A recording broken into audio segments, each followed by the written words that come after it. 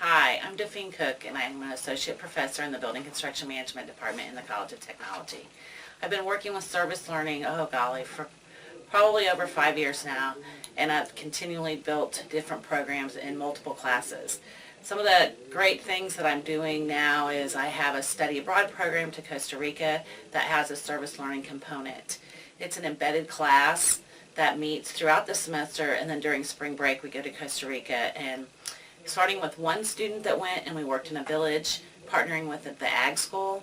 We now have our own study abroad group that went from 9 to now we have 28 students going this year at spring break, and we have partnered with the International Rotary Society, and we find a school in Costa Rica, and our community partner is the Rotary Society in Costa Rica and the public school system. The public schools in Costa Rica are set that K through 6th grade have one in each little community. So it's very community-based. All the people that go to the school live around the school, and you can imagine that there's areas either that because of remoteness or because of being inner city that have issues and need help. This last year our students went and we put in 1,600 square feet of tile. We did painting, we installed a bathroom and did some minor maintenance and facilities fixes to a school. We worked for about 2.5 days, and the students come back with amazing sense of accomplishment. They're much more responsible. They're able to take their skill sets and actually utilize it outside the real world, kind of like using their skills outside their comfort zone. The other thing is, the other class that I have is BCM 100, which is Intro to Construction Management. That class is a impact classroom, and we do very hands-on activities, but I've embedded into that service learning project. The first service learning project I did, we partnered with the Jasper County extension agent through the ag department, and they wanted a renovation of a building. So the students were given like a real-world example of how to help design and manage a construction project. So they actually developed a 3D model for the owners. So the owners were presented with some ideas. The students were given from the owners, being our community partners, the extension agency, were given like their actual people. Here's what I would like to have in my office if I renovate it, and here's what I'd like dream to have in my office. So the students actually were able to be creative. They were in that class, the students benefited to working in teams, to applying real world skills to a non-threatening thing, because it was something that it was in the classroom. They got help. Students were teamed according to their skill sets. So the service project allowed students in each team to have, like, each student in a team was better at one thing. So one student in every team was good at AutoCAD. One student in every team had some work experience in the construction industry. So it allowed them to develop together and develop those team skills. As far as community benefits for each of the classes, in Costa Rica we found that even parents have come the last day that we've worked in the school and told us that we've given their children hope, in that we brought kids from America there and showed that college kids give back and how they do good things, and actually they said that they'd hope their kids would now continue on through school.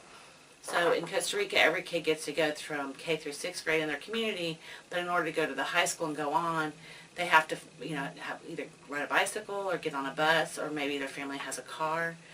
So it's a lot more difficult. So the parents really thought that we were giving hope.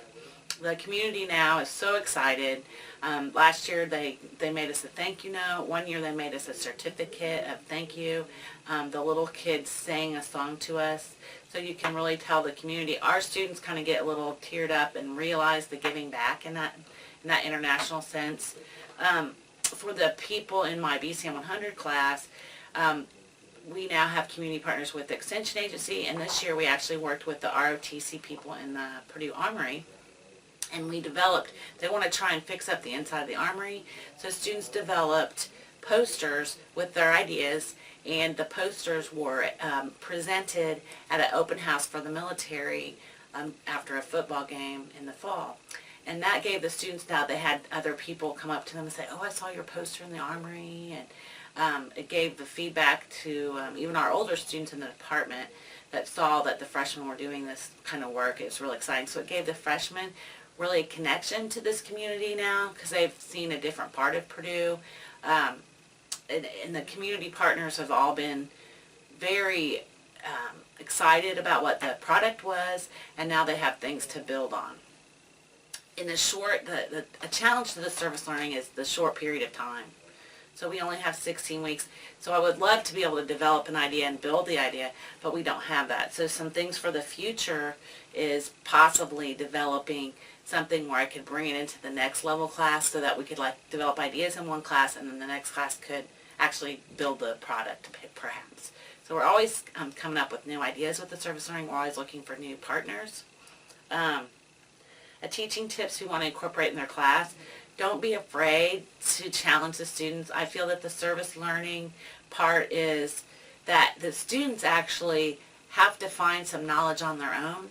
It challenges the students to learn outside the box. It really challenges the students to apply stuff they know. So a great example that I like is, students always say that, oh, I don't know Spanish. I had Spanish in high school, and then I take them to Costa Rica, and they have, K through 6th grade kids running around trying to speak English to them.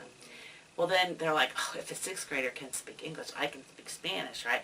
So it becomes them building their confidence, and they end up at the end of the couple days being with the school kids, talking Spanish to the kids all day.